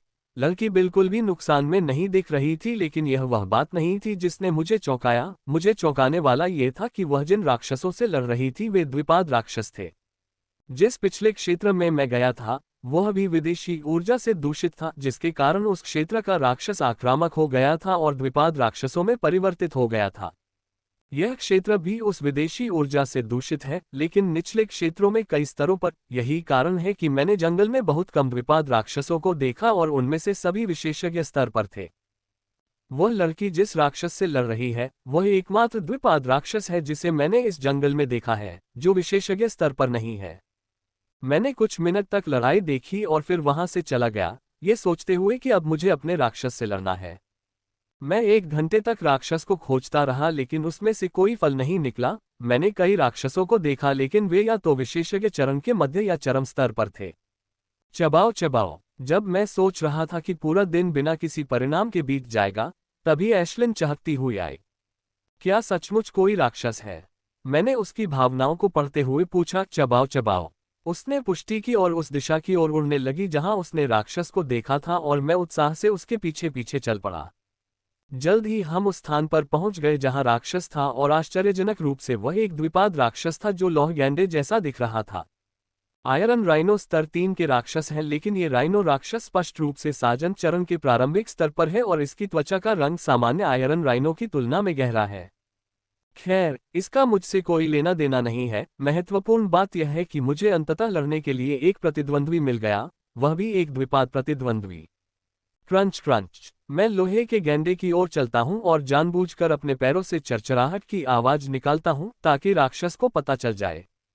गर्जन। ये जादू की तरह काम कर गया। जैसे ही उसने मेरे पैरों की खड़खड़ाहट सुनी, वह मुट्ठी निकालकर मेरी ओर दौड़ता हुआ आया। ये देखकर मैं भी पीछे नहीं हटा। मैंने भी अपनी स्ट्रेंथनिंग स्किल को सक्रिय किया और पैरों के पीछे से 3 जेट फायर किए तथा आयरन राइनो की ओर दौड़ पड़ा। क्लाक। भाड़ में जाओ। पुह। मैं सक्रिय कौशल को मजबूत करने के साथ आयरन राइनो की ओर भागा और मेरे पैरों के नीचे 3 जेट प्रज्वलित हुए और जब मैं काफी करीब पहुंच गया तो मैंने अपनी योजना को अंजाम दिया, जो अचानक राक्षस से दूर चला गया और राक्षस की पीठ पर हमला करने के लिए मेरे हाथों के पीछे जेट को प्रज्वलित किया। लेकिन मेरी योजना पूरी तरह से विफल हो गई क्योंकि यह आयरन राइनो मेरी कल्पना से कहीं ज्यादा तेज था। इससे पहले कि मैं उस पर हमला कर पाता, उसने मुझ पर हमला कर दिया। उसकी मुट्ठी ने मुझे एक हथौड़े की तरह मारा, जिससे मुझे इतनी गंभीर चोट लगी कि मुझे बहुत अधिक खून की उल्टी करनी पड़ी और फिर वह तोप के गोले की तरह उड़ गया। आखिरी क्षण में यह अच्छी बात थी कि मैंने अपनी तलवार का इस्तेमाल बचाव के लिए किया क्योंकि उसकी मुट्ठी मेरी तलवार से टकरा गई थी। अगर वह मुट्ठी मेरे शरीर से टकराती तो मैं अब की तुलना में बहुत बुरी स्थिति में होता। धप धप। मैंने हवा में ही खुद को स्थिर किया और अपने गिरने को कुशलतापूर्वक नियंत्रित किया। मैंने अपनी आस्तीन के नीचे लगे सफेद पाइप से कुछ तरल पदार्थ चूसने में एक पल भी बर्बाद नहीं किया। मैं सफेद पाइप को केवल तभी चूसता हूं जब यह आपातकालीन होता है, क्योंकि इसमें जीवन औषधि होती है जो न केवल मन को पुनः भरती है बल्कि चोटों को भी बहुत जल्दी ठीक करती है। 14 महीने पहले मेरे पास जीवन औषधियों का काफी बड़ा भंडार था, लेकिन जब मैंने पागलपन की हद तक स्तर ऊपर उठाने की कोशिश शुरू की तो मैंने 1.5 महीने में अपना सारा भंडार खर्च कर दिया था और जिम से छूट की कीमत पर औषधियां खरीद ली थीं। न केवल मैंने जिम से डिस्काउंट मूल्य पर जीवन औषधि खरीदी, बल्कि मैंने स्टोर से भी खरीदी क्योंकि जिम द्वारा उपलब्ध कराई जाने वाली औषधियों की संख्या पर्याप्त नहीं थी। लेकिन हर बार जब मैं स्टोर से जीवन औषधि खरीदता था तो मेरा दिल थोड़ा जलता था क्योंकि जीवन औषधि की प्रत्येक बोतल की कीमत 1 लाख क्रेडिट होती थी। यही कारण है कि मैं जीवन औषधि का प्रयोग संयम से करता हूं और केवल तभी पीता हूं जब मुझे वास्तव में इसकी जरूरत होती है, जैसे कि अभी। जीवन औषधि की शीतल अनुभूति मेरे शरीर में फैल गई और जब भी वह मेरे शरीर से गुजरी उसने मेरे घावों को भर दिया। मैं चाहता था कि मुझे कुछ और सेकंड आराम मिल जाए, लेकिन दुर्भाग्य से ऐसा नहीं हुआ क्योंकि आयरन राइनो बहुत ही क्रूर भाव के साथ मेरी ओर आ रहा था। चूंकि मेरा कौशल पहले से ही सक्रिय था, इसलिए मैंने अपनी तलवार को कसकर बांध लिया और आयरन राइनो के मेरे करीब आने का इंतजार करने लगा। ये देखते हुए कि यह आयरन राइनो सामान्य नहीं है, मैंने बिना कुछ रोके अपनी पूरी शक्ति का उपयोग करने का निर्णय लिया।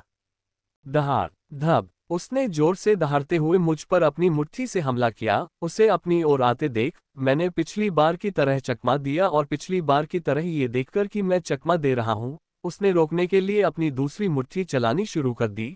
लेकिन इससे पहले कि वह दूसरी मुट्ठी चला पाता, कोई बहुत गर्म चीज उसके चेहरे पर लगी, जिससे वह कुछ सेकंड के लिए विचलित हो गया।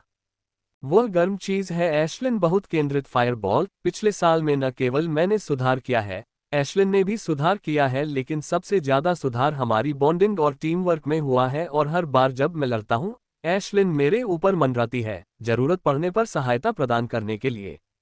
एशलिन की आग आयरन राइनो को कोई नुकसान नहीं पहुंचाती है क्योंकि इसकी रक्षा बहुत मजबूत है, लेकिन आयरन राइनो को घायल करना कभी भी उसका इरादा नहीं था। उसका इरादा उसे विचलित करने का था, जिसमें वह बहुत कुशल हो गई थी। एशलिन द्वारा लाया गया समय का क्षण अनमोल है, इसने मुझे गेंडे की मुट्ठी से बचने में मदद की। Furfur furfur. मैंने अपनी भुजाओं के पीछे जेट प्रज्वलित करना शुरू कर दिया। इस बार मैंने प्रत्येक भुजा के पीछे 3 के बजाय 5 जेट प्रज्वलित किए। आमतौर पर मेरी भुजाएं अधिकतम 3 जेट की शक्ति ही झेल सकती थीं, लेकिन जब मैंने स्ट्रेंथनिंग कौशल का उपयोग किया तो इसने मेरे शरीर को 5 जेट के दबाव को झेलने के लिए मजबूत बना दिया। मैं हर बार जब भी इसका प्रयोग करता हूं तो 5 जेट बहुत कम प्रज्वलित करता हूं। इससे न केवल मेरी भुजाएं बहुत दर्द करती हैं, बल्कि इससे मेरी भुजाएं बहुत अधिक तनावग्रस्त हो जाती हैं। स्लाइस। स्पष्ट। मेरी तलवार ने उसकी पीठ को चीरते हुए उसकी लोहे की त्वचा को मक्खन की तरह फाड़ दिया। मैंने जो घाव बनाया था वह 1 इंच गहरा था और उसमें से खून बहता हुआ दिखाई दे रहा था, लेकिन घाव देखकर मैं हैरान रह गया। मैंने सोचा था कि मेरी यह चाल कम से कम हड्डी तक तो काटेगी, क्योंकि फायर स्ट्राइक के बाद यह मेरा सबसे शक्तिशाली हमला है और फायर स्ट्राइक मेरी इस चाल से बमुश्किल ही अधिक शक्तिशाली है।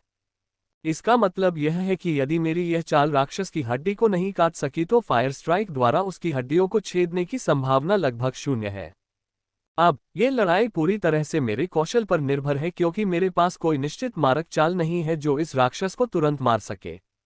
यदि मैं इस राक्षस को मारना चाहता हूं तो मुझे अपना सर्वस्व देना होगा और फिर भी यह संभावना बनी रहेगी कि मैं उस राक्षस को न मार सकूं। बात यह है कि मैं दुखी और निराश नहीं हूं, बल्कि उत्साहित हूं। अब यह वह लड़ाई है जिसका मैं इंतजार कर रहा था, वह लड़ाई जो मुझ पर इतना दबाव डालेगी कि मैं उन सीमाओं को तोड़ सकूं जो मुझे बांधे हुए थी। गर्जन। वह क्रोध से जोर से दहाड़ने लगा और मुझ पर टूट पड़ा, जबकि मैं अभी भी पीछे की ओर छलांग लगा रहा था। इसे तेजी से मेरी ओर आते देख मुझे नहीं लगता कि अगले ही पल इसके मुझ पर हमला करने से पहले मुझे सुरक्षित उतरने का मौका मिलेगा। मैंने उसकी मुट्ठी से बचने के तरीकों के बारे में उग्रता से सोचा, क्योंकि अगर हम सीधे भिड़ गए तो ये सबसे बुरा होगा, क्योंकि राक्षस आक्रामक शक्ति बहुत महान है। मैंने पहले हाथ से अनुभव किया था। मैं कितना बेवकूफ हूं। मुझे लगा कि मेरे पास एक ऐसा हुनर है जो मुझे इस मुश्किल से बचा सकता है। मैंने इसके बारे में नहीं सोचा, क्योंकि मैंने कई महीनों से अपने ग्रेड 1 के किसी भी हुनर का इस्तेमाल नहीं किया था। Sky steps. मैंने सक्रिय होकर आसमान में छलांग लगाई, लेकिन जब मैंने नीचे देखा तो मुझे नीचे का दृश्य दिखाई दिया, जिसे मिनवा क्षेत्र में प्रवेश करने वाला कोई भी व्यक्ति देखना नहीं चाहता था। यहां तक कि सुपर अभिजात वर्ग भी अपनी छाया देखकर अपनी दुम दबाकर भाग जाते थे। मेरे नीचे एक मृत लोहे के गैंडे का शव पड़ा है जो आधा कटा हुआ था, और उसके बगल में एक एक्वा ब्लू सांप है जो मेरी ओर गौर से देखते हुए बड़े मजे से अपना मस्तिष्क खा रहा है। मैं मिनवा क्षेत्र के 3 बैंड्स में से एक के पास आता हूँ। ब्लेड स्नैक उर्फ द रीपर उर्फ द ब्रेन डिवाइडर उर्फ द ब्लड हाउंड उर्फ द ब्लू नाइटमेयर, ये 1 मीटर लंबे दुष्वप्न के नाम है जो नीचे से मुझे देख रहा है। यह 1 मीटर लंबा नीला सांप है जिसकी पूंछ का अंतिम भाग लगभग 3 इंच लंबा ब्लेड वाला है। यह मिनवा क्षेत्र के 3 सबसे खतरनाक राक्षसों में से एक है। 97% 7% लोग जो इन 3 राक्षसों के सामने आते हैं मर जाते हैं। तीनों राक्षसों की अपनी अपनी विचित्रताएं थीं, और जो राक्षस नीचे से मेरी ओर देख रहा है वह अपनी दृढ़ता के लिए जाना जाता है। ब्लेड स्नैक, इसका नाम इसकी पूंछ के अंत में लगे तीखे ब्लेड से पड़ा है। इसे सिर काटना और दिमाग खाना बहुत पसंद है, और इसका सबसे पसंदीदा व्यंजन दिमाग खाना है। ऐसा कहा जाता है कि ब्लेड स्नैक ने एक बार आपको घूर कर देख लिया तो वह तब तक आपका पीछा करेगा जब तक वह आपका दिमाग न खा जाए, इसीलिए इसे ब्लडहाउंड के नाम से जाना जाता है। ब्लेड स्नैक देखने के बाद सबसे अच्छा तरीका है भागो, जितना तेज हो सके भागो। भागते समय अपने सिर की रक्षा के लिए सभी सुरक्षात्मक उपाय सक्रिय करो, क्योंकि यह शरीर का वह हिस्सा है जिसे ब्लेड स्नैक सबसे अधिक निशाना बनाता है। किसी से भी मदद की उम्मीद मत रखें, यहां तक कि मास्टर स्टेज पावरहाउस भी मदद नहीं करेगा। भले ही यह विशेषज्ञ स्टेज ब्लेड स्नैक है जो आपके पीछे है, बहुत कम कॉर्पोरल स्टेज जो नीचे है। अपने जीवन को बचाने का एकमात्र तरीका है भागना, क्षेत्र की सीमा की ओर भागना और उसे पार करना। तभी आप सुरक्षित रहेंगे, क्योंकि अन्य क्षेत्रों के राक्षस किसी कारण से अलग क्षेत्र में प्रवेश नहीं कर सकते। Sky step. यही कारण है कि मैंने स्काई स्टेप्स का उपयोग करके अब तक की सबसे लंबी छलांग लगाई, और यहां तक कि बिना ये सोचे कि उनका कोई उपयोग होगा या नहीं, जेट भी प्रज्वलित किए। यदि मैं इस संकट से जीवित बच निकलता तो मैं प्रतिदिन ईश्वर से प्रार्थना करता और हर सप्ताह उनके मंदिर में मोमबत्ती भी जलाता, जैसा कि मेरी माँ ने मुझसे कहा था। आकाश कदम। आसमानी सीढ़ियों से तीसरी बड़ी छलांग लगाते हुए मैं पेड़ के शिखर तक पहुंच गया, और वहां से मैंने दूसरे पेड़ पर छलांग लगानी शुरू कर दी, लेकिन अचानक एक धुंधली सी चीज ने मेरी आंख को पकड़ लिया और मैं बुरी तरह डर गया। ब्लेड सांप बिजली की गति से पेड़ पर चढ़ रहा है। इसकी गति इतनी तेज है कि मेरी आंखें केवल नीले धुंधलेपन को ही देख पा रही थीं। बहुत डर लगने के कारण मैं पेड़ों पर भागने लगा। मुझे पता था कि यह बहुत खतरनाक है। मेरी ओर से थोड़ी सी भी गलती हुई तो मैं जमीन पर गिर जाऊंगा, जहां रीपर अपनी ब्लेड के साथ मेरा इंतजार कर रहा होगा। मैंने पहले कभी पेड़ पर दौड़ नहीं लगाई थी, लेकिन जब मैंने कुछ लोगों को म्यास्ता जंगल में पेड़ों पर दौड़ते देखा था, तो मैंने वेब पर एक वीडियो देखा था कि यह कैसे किया जाता है। ये सौभाग्य की बात है कि मुझे अभी भी इसके मूल टिप्स याद हैं, जो अब मुझे पेड़ों पर दौड़ने में मदद कर रहे हैं, लेकिन मुझे पता है कि मेरी ओर से थोड़ी सी भी गलती मुझे गिरने पर मजबूर कर सकती है। मेरा एक भी पैर फिसला और मैं सीधे मृतकों की दुनिया में प्रवेश कर जाऊंगा। एक चीज जो मुझे सबसे अधिक मदद कर रही है, वह है मेरे फायर जेट। बार बार स्काई स्टेप्स का उपयोग करने से मेरा बहुत अधिक मैना खर्च हो जाएगा, क्योंकि मैं दौड़ते समय पहले से ही अपने 2 नाइट ग्रेड कौशल का उपयोग कर रहा हूँ।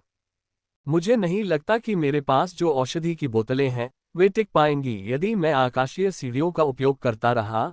इसलिए पेड़ों के चारों ओर कूदने के लिए अग्नि जेट का उपयोग करना सबसे अच्छा विकल्प है, क्योंकि उन्होंने मेरे पैरों को लंबी छलांग लगाने के लिए पर्याप्त शक्ति दी है, और यदि पेड़ वास्तव में मेरी छलांग की सीमा से बाहर है, जो शायद ही हो, तो मैं अंतिम विकल्प के रूप में आकाशीय सीढ़ियों का उपयोग कर सकता हूँ। शिंग शोर सुनाई दिया, केवल ये देखने के लिए कि जिस पेड़ से मैंने छलांग लगाई थी वह गिर गया है। मैं स्पष्ट रूप से नहीं देख सका कि क्या हुआ था, लेकिन मुझे पता है कि यह ब्लेड स्नेक का काम है। मैं सही था। जैसे ही मैंने दूसरे पेड़ पर छलांग लगाई, मैंने पाया कि वह जमीन पर गिर रहा है। मुझे एक अन्य पेड़ पर तेजी से छलांग लगानी थी। अगली छलांग लगाने से पहले मैं बड़ी मुश्किल से अपना संतुलन बना पाया। ये कमबख्त रीपर, मैंने ये देखकर खुद को कोसा कि यह ब्लेड उन पेड़ों को काट रहा है जिन पर मैं कूद रहा हूं और मुझे गिरा रहा है। मुझे स्पष्ट रूप से देखने को मिला कि उसने पेड़ के तने पर अपनी पूंछ घुमाई और पेड़ का तना स्पष्ट रूप से कट गया। ऐसा महसूस हुआ कि वह पेड़ नहीं बल्कि पत्तियों को काट रहा है, क्योंकि पेड़ को काटने में उसे बमुश्किल ही कोई समय लगा। मुझे इस समय बहुत डर लग रहा है। अगर यह मुझे पकड़ ले तो मुझे चीखने का भी मौका नहीं मिलेगा, इससे पहले कि यह मेरा सिर 2 टुकड़ों में काट दे और मेरा दिमाग खा जाए। अचानक मैं बाईं ओर बढ़ गया, ये जानते हुए भी कि आगे रास्ता खतरनाक होगा। न केवल ये रास्ता उस क्षेत्र से होकर गुजरा जहां सबसे घनी आबादी वाला सार्जेंट स्टेज है, मुझे कुछ घंटों के बाद पेड़ की सुरक्षा भी छोड़नी पड़ेगी, लेकिन यह मार्ग अभी भी बेहतर है क्योंकि यह मार्ग क्षेत्र 4 की सीमा के करीब है। क्षेत्र 4 की सीमा 100 किलोमीटर से कुछ अधिक दूर है। यदि मैं दूसरा रास्ता लेता तो मुझे लगभग 150 किलोमीटर दूर तक दौड़ना पड़ता, जो कि उस मार्ग से 50 किलोमीटर अधिक है जो मैं वर्तमान में ले रहा हूँ। 100 किलोमीटर पार करने में मुझे पूरी रात और सुबह लग जाएगी, लेकिन अगर मैं अपना पूरा दम लगा दूं तो मुझे पूरा विश्वास है कि मैं एक रात में 100 किलोमीटर पार कर सकता हूँ। मुझे अपनी जान बचाने के लिए भागते हुए आधा घंटा हो गया है और मैं अपने नीचे ब्लेड स्नेक की निरंतर उपस्थिति महसूस कर सकता हूँ। ऐसा महसूस होता है कि आपके पीछे मृत्यु देवता है। यदि आप एक क्षण के लिए भी रुक गए तो उसकी फांसी आप पर गिर पड़ेगी। अगर कोई पीछे देखे तो उसे गिरे हुए पेड़ों की एक लंबी पंक्ति साफ दिखाई देगी। जब से इसने मेरा पीछा करना शुरू किया है, तब से इसने 500 से अधिक पेड़ों को काटा होगा। जिस भी पेड़ पर मेरा पैर पड़ेगा, वह कट जाएगा। इसकी पूंछ पर लगा ब्लेड केवल कुछ इंच लंबा होता है, लेकिन यह इतना तेज होता है कि यह 1 मीटर मोटे तने वाले पेड़ों को भी काट सकता है। मुझे बहुत तेजी से आगे बढ़ना था, पेड़ पर एक सेकंड भी खर्च किए बिना अन्य 3 शाखाओं पर कूदना था, अन्यथा मैं उस गिरते हुए पेड़ के साथ गिर जाता जिसे ब्लेड सांप ने काट दिया था। अपनी घड़ी में देख रहा हूँ, शाम होने में अभी 1 घंटे से थोड़ा अधिक समय है। अंधेरा होने के बाद मुझे अतिरिक्त सावधानी बरतनी होगी क्योंकि पेड़ से गिरने की संभावना और बढ़ जाएगी। ये भी न भूले कि राक्षस मुख्यतः रात में ही सक्रिय होते हैं। अचानक मेरे मन में एक विचार आया और जब मैंने इसके बारे में सोचा तो मुझे लगा कि यह बहुत अजीब है, लेकिन कुछ देर सोचने के बाद मुझे इसका उत्तर मिल गया। मैं सोच रहा था कि जब मैं पेड़ों पर खुलेआम दौड़ रहा था तो कोई अन्य राक्षस मुझ पर हमला करने क्यों नहीं आया, लेकिन जल्द ही मेरे मन में उठे प्रश्न का उत्तर मिल गया। मुझ पर कोई राक्षस हमला नहीं कर रहा है, इसका कारण भी ब्लेड स्नेक है। इस रीपर से न केवल मनुष्य डरते हैं बल्कि राक्षस भी डरते हैं। संभवतः यही कारण है कि अभी तक किसी राक्षस ने मुझ पर हमला नहीं किया है। न केवल मुझ पर सती राक्षस का हमला हुआ था, बल्कि उड़ने वाले राक्षस भी मुझ पर हमला करने की हिम्मत नहीं कर पाए, क्योंकि जैसे ही उन्होंने मुझे आते देखा वे उन पेड़ों से उड़ गए जिन पर वे थे। गलत, मैंने एक और औषधि पी ली। जब से मैंने दौड़ना शुरू किया है, मैं औषधियों को पानी की तरह पी रहा हूं, क्योंकि मैंने वर्तमान में 2 नाइट ग्रेड कौशल सक्रिय कर रखे हैं और छलांग लगाने के लिए जेट भी प्रज्वलित कर रहा हूं। मैं अपनी गति को थोड़ा बढ़ाने के लिए जो कुछ भी मेरे पास है उसका उपयोग कर रहा हूं। उन औषधियों की बोतलों की परवाह नहीं कर रहा हूं जिन्हें मैं पानी की तरह पी रहा हूं। ये निर्णय वास्तव में सही था। मैंने सोचा, जब मैं दायरे के लिए तैयारी कर रहा था, तो मैंने थोक में सामान्य औषधियां खरीदी, जिनकी कीमत मुझे लाखों क्रेडिट थी। मुख्य रूप से वे मैना पोशन और हीलिंग पोशन थे। खरीदने के बाद मुझे लगा कि मैंने बहुत ज़्यादा खरीद लिया है, क्योंकि इसके लिए मुझे बहुत सारा पैसा और मेरे स्टोरेज में जगह की ज़रूरत थी, लेकिन फिर भी मैंने उन्हें अपने स्टोरेज में पैक करके रखा, ये सोचकर कि इस बार कोई जिल नहीं है जो ज़रूरत पड़ने पर मुझे पोशन की अतिरिक्त बोतलें दे दे। ज़ज़, भाड़ में जाओ। मैं सामान्य रूप से दौड़ रहा था और सोचा कि ब्लेड सांप भी मुझे गिराने के लिए पेड़ों को काटता रहेगा, लेकिन अचानक उसने कुछ अलग किया। तीनों को काटने के बजाय वह उन पर चढ़ गया और उसकी गति इतनी तेज थी कि मैं केवल 2 छोटे लाल बिंदुओं के साथ नीले रंग का धब्बा देख सकता था जो उसकी आंखें थीं। यह उस पेड़ पर चढ़ रहा है जिस पर मैं उतरने वाला हूं, इसलिए भले ही मैं अब आसमानी कदम हासिल कर लूं, ये हमला करने में सक्षम होगा, बशर्ते ये पेड़ से कूद जाए, जो निश्चित रूप से ऐसा करने वाला है। इसका हमला निश्चित रूप से मुझ पर होगा और मेरे पास इससे बचने का कोई रास्ता नहीं है।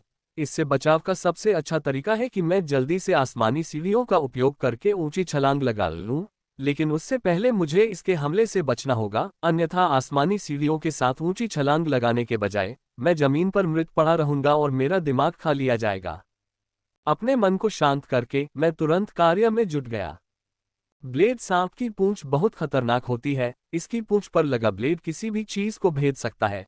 यह अच्छी बात है कि मैं इसके हमले के लिए तैयार हूँ। मैं तब से तैयार हूँ जब से मैंने दौड़ना शुरू किया है। घनी आग ने जल्दी से मेरे पहने हुए हेलमेट को ढक लिया। घनी आग की परत के ऊपर सफेद ऊर्जा ने मेरे पूरे शरीर को ढक लिया। विशेष रूप से मेरे सिर पर यह बहुत घना था। इतना ही नहीं, मैंने अपने पहले से सक्रिय ढाल को भी अपने सिर के पीछे लगा लिया। नृत्य अग्नि परत मेरी अग्नि क्षमता है, जबकि सफेद परत जो मेरे शरीर को ढकती है वह मेरी रक्षा कौशल है। इसके ऊपर मेरी ढाल की सुरक्षा है। यह मत भूलो कि मेरा सिर नाइट ग्रेड मास्क और सुदृढ़ीकरण कौशल से ढका हुआ है, जिसे मैंने पहले से सक्रिय रखा था। इन बचावों के बावजूद मुझे यकीन नहीं है कि मैं इसके हमले से बच सकता था। यदि इससे बचाव करना इतना आसान होता तो इसके सामने आने वाले अधिकांश लोग नहीं मरते। शिंग, इसकी धारदार पूंछ मेरी ढाल से टकराए और अगले ही क्षण यह मक्खन की तरह मेरी ढाल को भेदती हुई अंदर घुस गई। यद्यपि इसने मेरी ढाल को भेद दिया, फिर भी इसने अपनी कुछ शक्ति खो दी। मेरी ढालें इसकी भेदने वाली गति को कुछ हद तक रोकने में सक्षम थीं। ढाल की ऊर्जा परत को पार करने के बाद यह मेरे रक्षात्मक कौशल की सफेद परत से टकराया। मेरे रक्षात्मक कौशल की शक्ति ने ब्लेड सांप की पूंछ को मेरे रक्षात्मक कौशल को भेदने से पहले कुछ सेकंड के लिए उसकी पूंछ को रोकने में सक्षम थी, लेकिन इसने हमले की बहुत सारी शक्ति को भी कम कर दिया। इसके बाद रीपर का ब्लेड मेरी अग्नि परत के विरुद्ध चला गया, जबकि यह सीधे छेद कर गया क्योंकि यह मेरी सुरक्षा का सबसे कमजोर हिस्सा था। मैंने बस अपने सिर को इससे ढक लिया था ताकि यह हमले की शक्ति को कुछ कम कर सके। यदि अन्य सुरक्षा तकिए के प्रकार पर विचार कर सकते हैं तो मेरी अग्नि परत एक सूती चादर पर विचार कर सकती है। दूसरों की तुलना में इसकी रक्षात्मक शक्ति बहुत कम है, लेकिन फिर भी इसमें कुछ रक्षात्मक शक्तियां हैं जो हमले की कुछ ताकत को कम करने में मदद करेगी। अंततः ब्लेड सांप का ब्लेड मेरे नाइट ग्रेड मास्क से टकराया। ये कुछ सेकंड के लिए स्थिर खड़ा रहा, फिर सीधे मेरे सिर के पीछे से घुस गया। ये और अधिक गहरा खोदने लगा, जबकि मैं अपने सुदृढ़ीकरण कौशल से इसका प्रतिरोध करता रहा। मैंने अपनी सुदृढ़ीकरण कौशल में 8 मोहरों में संग्रहित सभी जीवन शक्ति को अपलोड किया है, इसलिए यह ब्लेड के छेदन को धीमा कर सकता है। ब्लेड धीरे धीरे मेरे सिर में घुसता रहा, जबकि मैं पूरी तरह से अपने सिर को मजबूत करने और कौशल को मजबूत करने पर केंद्रित था। ब्लेड मेरे सिर के पीछे चुभ रहा है, इसलिए मैं यह नहीं देख सकता कि यह कितना गहरा गया है, लेकिन मुझे जो तीव्र दर्द महसूस हो रहा है, मुझे लगता है कि यह काफी गहरा गया है। ऐशलिन मेरे अंदर यह महसूस करते हुए रो पड़ी कि लेकिन मैंने उसे कुछ भी बेवकूफ़ी करने से रोक दिया। वह बाहर आकर चीज़ों को और बदतर बना सकती है। जैसे जैसे ब्लेड मेरे अंदर जा रहा था, मैं असहाय महसूस कर रहा था, लेकिन साथ ही जीने का संकल्प भी ले रहा था। मेरा संकल्प इतना मजबूत हो गया था कि मुझे लगा कि मेरे अंदर कुछ जाग रहा है, लेकिन जैसे ही वह एहसास हुआ, वह चला गया। खटखटाहट, स्पा, मेरे कानों में एक जोरदार आवाज गूंजी और अगले ही पल रीपर मेरी तलवार से दूर जा गिरा और मैंने सीधे ऊंची छलांग लगा दी। ऐसा लगा जैसे कई मिनट बीत गए हों, लेकिन मुश्किल से 2 सेकंड ही बीते थे जब मैंने सांप को देखा और आक्रामक रक्षात्मक उपाय तैयार किए।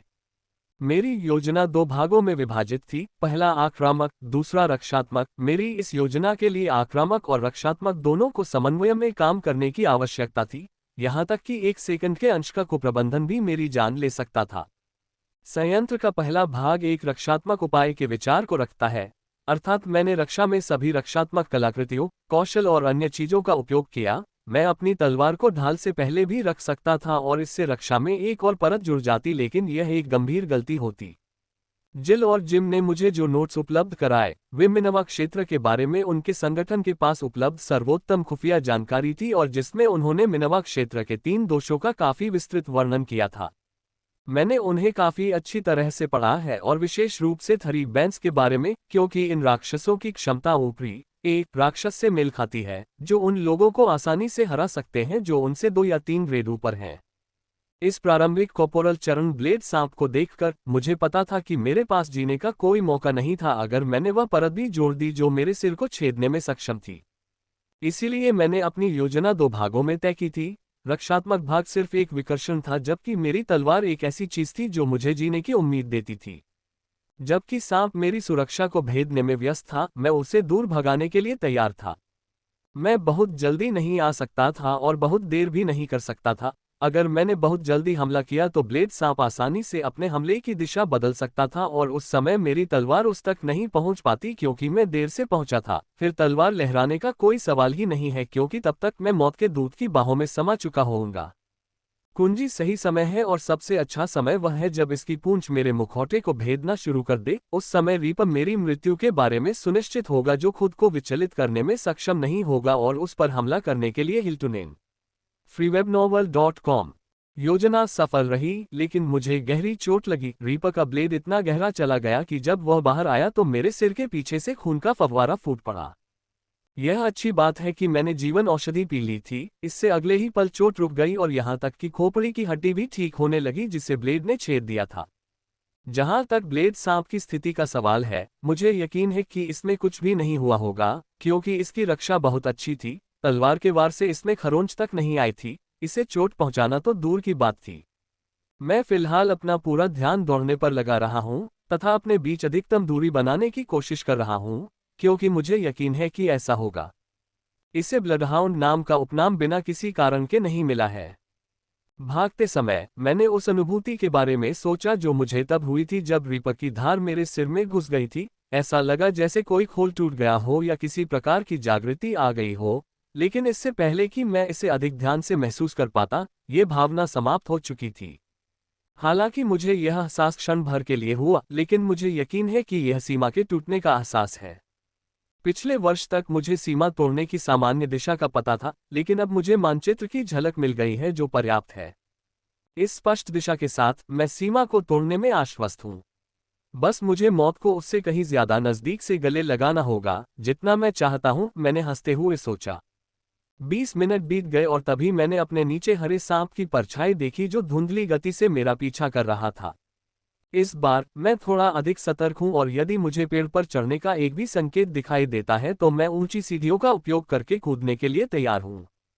पिछली बार मुझे बहुत देर से पता चला था, लेकिन इस बार मैं ये गलती नहीं करूंगा क्योंकि मैंने व्यक्तिगत रूप से इसके तेज ब्लेड का अनुभव किया है, और यदि संभव हो तो मैं कभी भी इसका अनुभव नहीं करना चाहता था। सूरज ढलने लगा है और 15 मिनट में पूरा जंगल अंधेरे में डूब जाएगा। जब मैं भाग रहा था तो मैंने अपने सामने हल्की लड़ाई की आवाज सुनी, और उस आवाज से मैंने अनुमान लगाया कि लोगों का एक समूह लड़ रहा है।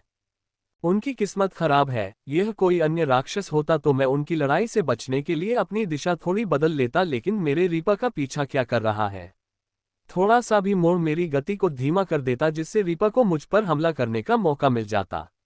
अनजान लोगों की तुलना में मेरी जान अधिक महत्वपूर्ण है और मैं उनके लिए इसे जोखिम में नहीं डालूंगा, मैंने सोचा और उनके युद्ध क्षेत्र में कूद पड़ा।